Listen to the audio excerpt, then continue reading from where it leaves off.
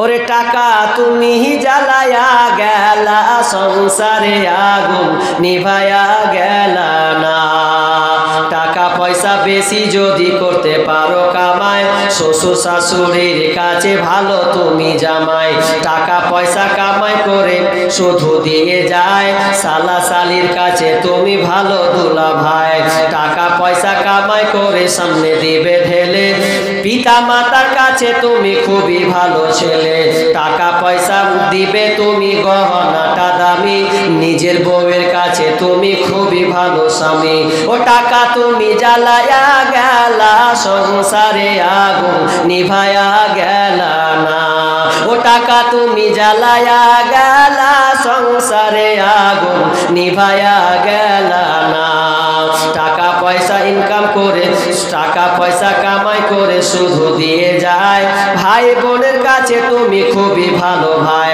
টাকা পয়সা দিবে তুমি নাই কোনো চাপ, ছেলে মেয়ের কাছে তুমি খুবই ভালো বাপ।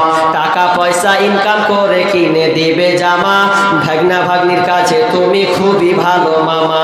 টাকা পয়সা কামাই করে, টাকা পয়সা কামাই করে হিসাব নাই এক বিন্দু, বন্ধু বান্ধবীর কাছে খুবই ভালো বন্ধু। ও টাকা তুমি জ্বালায়া গেলা, সংসারে আগুন নিভায়া গেলা না।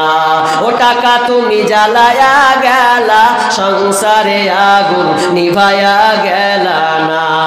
টাকা পয়সা ইনকাম করে দিবে ডজন ডজন, প্রতিবেশীর কাছে তুমি ভালো প্রিয় স্বজন। ও টাকা করো টাকা ধরো, টাকা কামাই করো, টাকার মূল্য বুঝেছি ভাই যখন হয়েছি বড়। টাকা পয়সা কামাই করলে সবার কাছে ভালো, নইলে তোমার সুন্দর মুখখান দেখবে তুমি কালো।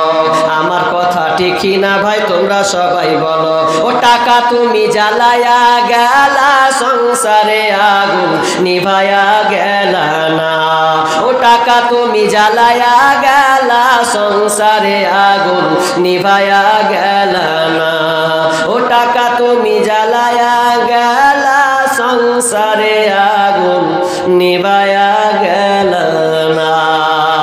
ঠিক নাই? ঠিক। টাকা আছে তো আপনার মূল্য আছে। মেয়েদের তরফ থেকে কি এটা গো, পায়ের তোরালো এটা তো আর একখান কই, এই একখানটা ফের কি করবে, আর একবার দিবে। আজ একখান পায়ে পড়বে কে খালা, আর একখান কই জোড়া থাকবে। কেমন কথা হলো, এক পা পড়বে আর এক পা, কেমন লাগবে না? জোড়া লাগবে। যে দিয়েছেন মনে হয় হারিয়ে দিয়েছেন নাকি, মনে হয় হারিয়ে দিয়ে মনে হয় একখানটা ছিল, এখানটা দিয়েছে। আর যদি থাকে মনে হয় আছে, আর একবার চান্সে দিবে নাকি? আচ্ছা হ্যাঁ, উত্তর দিনাজপুরে কিন্তু একটা দিক, মানে মা বোনরা একদিক দিয়ে ভালো, ওরা টাকা পয়সা না দোক কিন্তু আংটি, এটা প্রমাণ আছে সোশ্যাল মিডিয়াতে। আংটি কিংবা হাতের তোড়া, ওই আপনার কি বলে হাতের বালা, পায়ের তোড়া, নাকের ফুল, কানের দুল, এগুলো অনেকে খুলে দেয়। তো মা বোন দেখি আপনাদের আজ গাজাল শোনাবো, দেখি কয়টা দিবেন, কি কি দিবেন আপনারা। আংটিগুলো পাওয়া যাবে, কটি আছে বুঝতে পারি না, 5টা অন্তত আংটি, একটা গলার হার, একটা বেশি নয়, প্রথমে একটাই শুরুয়াত হোক। আর এটা জোড়া করে দেখে খালা, নাহলে কাজ হচ্ছে না।